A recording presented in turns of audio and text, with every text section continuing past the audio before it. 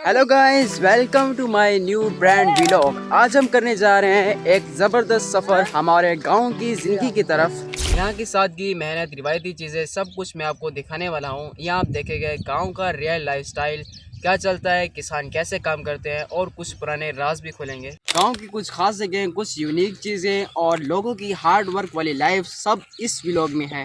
Believe me, ये video simple नहीं, full crazy होने वाली है। So make sure to like, share, subscribe if you're new here. Let's dive into the real village life. तो चलिए शुरू करते हैं। तो दोस्तों, ये है हमारा छोटा सा गांव जहां मैं पला बड़ा हुआ और हर कोना मेरे लिए खास है। शायद ये गांव किसी शहर जैसा चमकदार नहीं, लेकिन यहाँ की हवा, यहाँ का सुकून, सब कुछ अपना सा लगता है। यहाँ जिंदगी सिंपल है, लोग अपने काम में बिजी रहते हैं, हर किसी का अपना स्ट्रगल है, सब मुस्कुरा कर जीते हैं। यहाँ की खुली हवा दिलो दिमाग को तरोताज़ा कर देती है। I love my village.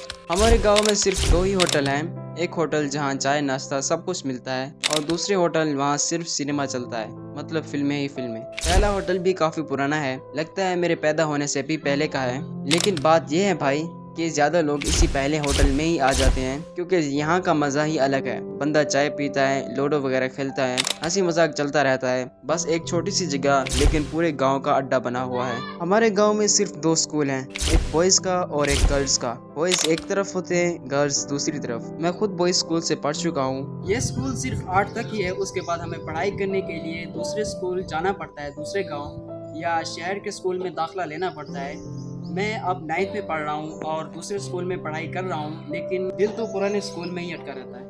हमारे गांव में कई छोटी बड़ी मस्जिदें हैं जहां लोग रोज़ नमाज अदा करते हैं, लेकिन दो बड़ी मस्जिदें हैं जहां जुम्मा की नमाज होती है। बाकी छोटी मस्जिदों में सिर्फ रोज़ की 5 वक्त की नमाज होती है, लेकिन हर मस्जिद का अपना एक सुकून है, एक अपनापन जैसा लगता है। हमारे गांव के ज़्यादातर लोग जानवर पालते हैं, गायें भैंसें सब का ख्याल रखते हैं और उनका खालिश दूध भी पीते हैं। यहाँ के लोग सुबह जल्दी उठ जाते हैं, कोई 5 बजे से पहले, और सबसे पहले काम होता है जानवरों के लिए चारा लाना। चारा लाने के बाद उसको मशीन पर काटते हैं, फिर हर एक जानवर को प्यार से खिलाते हैं। ये काम आसान नहीं होता, मेहनत भी लगती है, वक्त भी, लेकिन हमारे गांव के लोग बड़े सब्र और लगन से ये काम करते हैं। थके हुए होते हैं लेकिन चेहरे पर कभी शिकवा नहीं होता, क्योंकि ये काम उनका फर्ज भी होता है और फख्र भी। हमारे गांव में काफ़ी सारे ट्यूबवेल हैं जिनके जरिए खेतों को पानी दिया जाता है। लेकिन भाई सिर्फ खेत ही नहीं, यहाँ गर्मी बहुत तेज होती है, लोग नहाने आ जाते हैं, थोड़ा सुकून मिल जाता है। गांव के लोग मेहनत से एक कच्चा नाला भी बनाते हैं जो पानी को खेतों तक ले जाता है। मिट्टी खोदना, लाइन बनाना, ये सब काम मिलके करते हैं। मैं भी नहाता हूँ, लेकिन एक खास ट्यूबवेल पे, वही जो थोड़ा गहरा होता है, खुला खुला, जहाँ पानी भी ठंडा मिलता है, और नहाने में भी मजा आ जाता है। ऐसे ट्यूबवेल का मजा ही अलग होता है भाई, सिर्फ नहाने का नहीं, दोस्तों के साथ हंसने बोलने का भी। हमारे गांव में ज्यादातर कमान की फसल होती है। लोग पूरी मेहनत से खेतों की देखभाल करते हैं, हल चलाना, बीज बोना और वक्त पर पानी देना, सब कुछ अपने हाथों से करते हैं। कमान की फसल ज्यादातर सर्दियों में होती है, गर्मियों में गंदम की कटाई होती है। हर किसान अपने अपने हिस्से का काम करता है, कोई बीज बो रहा होता है, कोई पानी छोड़ रहा होता है, कोई हल चला रहा होता है, कोई कड़कती धूप के नीचे खड़ा होकर खेतों में काम कर रहा होता है। और इसी मेहनत, इसी खून पसीने से हमें रोटी मिलती है, जो हम शहर में आराम से खाते हैं। इसके पीछे किसी किसान का पूरा दिन, पूरी रात लगी होती है। हमारे गांव से थोड़ा दूर एक ज़बरदस्त बाज़ार लगती है।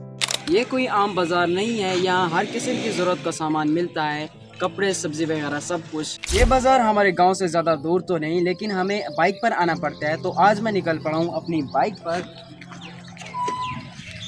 कुछ खास चीज़ें लेने। हमारे गांव की शाम एक ऐसी खूबसूरत शाम है जो लफ्ज़ों में बयान नहीं की जा सकती। जब सूरज ढलता है तो लगता है जैसे पूरा गांव सुनहरा हो गया हो, हर तरफ सुकून छा जाता है। जब हम अपनी शाम को देखते हैं ना, तो दिन भर की थकावट, स्ट्रेस, सब कुछ खत्म हो जाता है। दिमाग एकदम ताज़ा हो जाता है और दिल करता है कि बस यहीं रुक जाएं। इस शाम में, इस खामोशी में, यही है हमारे गाँव का असली सुकून।